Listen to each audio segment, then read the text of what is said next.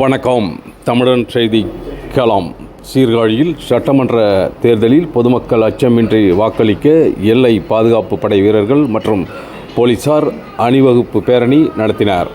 மயிலாடுதுறை மாவட்டம் சீர்காழி கொள்ளிடமுக்கட்டு பகுதியில் வரும் சட்டமன்ற தேர்தலில் பொதுமக்கள் அச்சமின்றி சுதந்திரமாக வாக்களிக்கும் வகையிலும் பாதுகாப்பு உணர்வை ஏற்படுத்தும் விதமாகவும் குஜராத்தைச் சேர்ந்த 60 எல்லை பாதுகாப்பு படை வீரர்கள், சீர்காழி காவல் நிலைய கோட்டத்திற்கு உட்பட்ட இன்ஸ்பெக்டர்கள், எஸ்ஐக்கள், காவலர்கள் 60 பேர் சீர்காழி டிஎஸ்பி சரவணன் தலைமையில் கொடி அணிவகுப்பு பேரணி நடத்தினர். கொள்ளிடமுக்கட்டில் தொடங்கிய கொடி அணிவகுப்பு பேரணி நகரின் முக்கிய வீதி வழியாக சென்று தென்பாதி தனியார் பள்ளி அருகே முடிவடைந்தது.